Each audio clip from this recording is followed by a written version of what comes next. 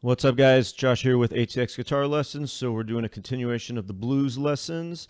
This lesson is going to focus on another variations on chord voicings for blues in A. So still looking at A7, D7, and E7. So a note about why would you want to do chords or improvising or whatever it may be that you're looking at in one particular key.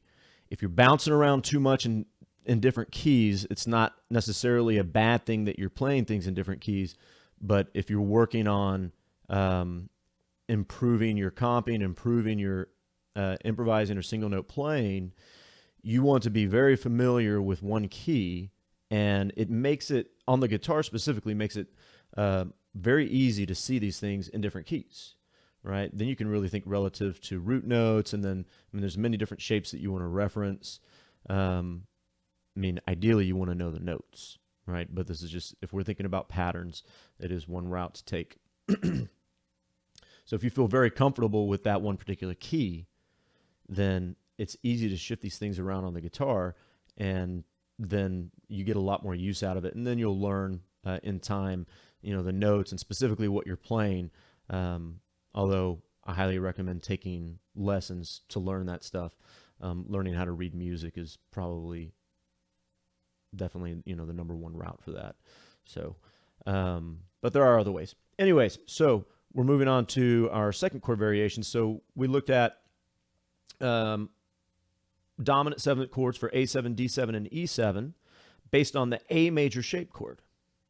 Now we're going to use the D7 shape chord, and we're going to move that around the neck. All right, so when I play a D7 chord, excuse me. All right, that's my open D7 shape.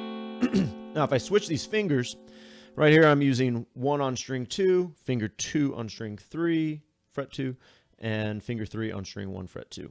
Now, if I switch this up to where finger 2 is on string 2, finger 3 is on string 3, fret 2, and pinky is on string 1, fret 2, same thing, but now I have my first finger free to shift this chord shape up.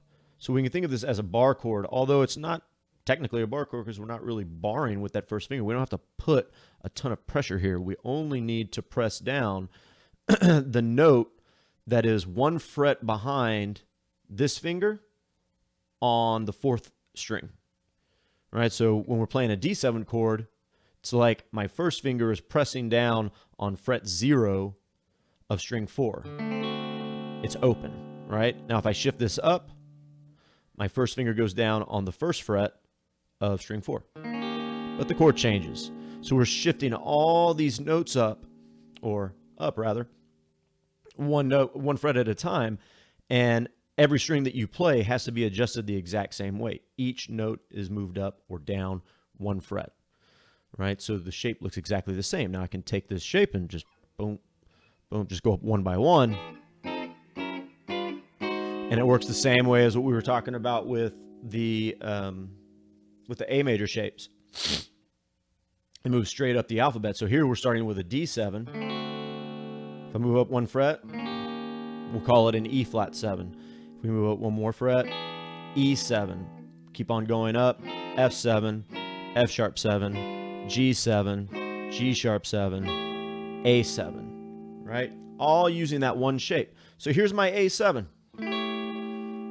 On first finger is on the 7th fret of string 4, and then apply the D7 shape. And if you need a little help with that, 3rd finger is on the 9th fret of string 3, 2nd finger is on the 8th fret of string 2, pinky is on the 9th fret of string 1. So there is my my A7 chord using the D7 shape, right? And my root, it's a very important thing to see, my root is on the 4th string.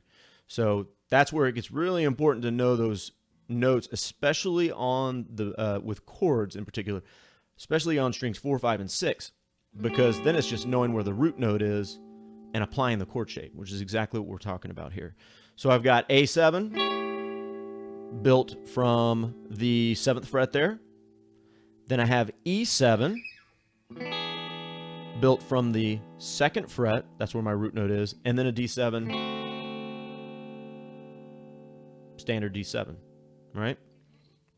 So, metronome on, set it at 84.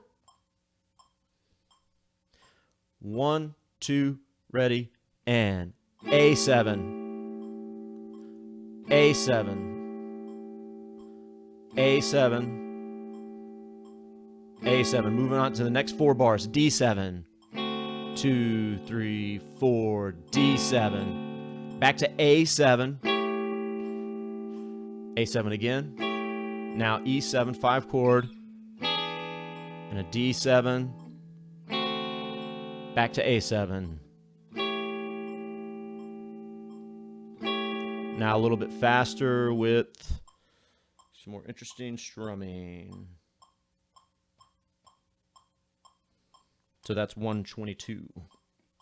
1, 2, 1, 2, 3, 4.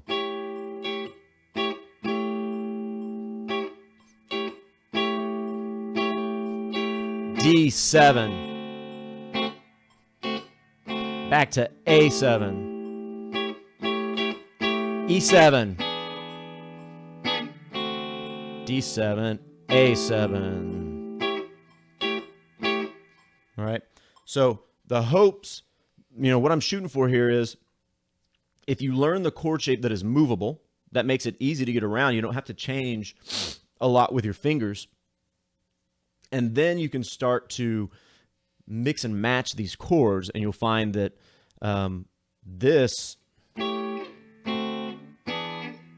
is not super practical. You're moving up and down the neck too much. There's always a closer option, right? And there's a ton of chords, there's a ton of voicings, but this is how you start learning. And then when you start to see these in these, I guess, tight-knit spots on the guitar neck, well, it really opens up that guitar neck for you. You start to see things a lot more clearly. And a lot of it's just based off of these open chords that we learn when we all start out, right? Which always reference that stuff. It makes it a lot easier, and it just broadens that knowledge. Anyways, like, subscribe. See you next lesson, guys. Thank you.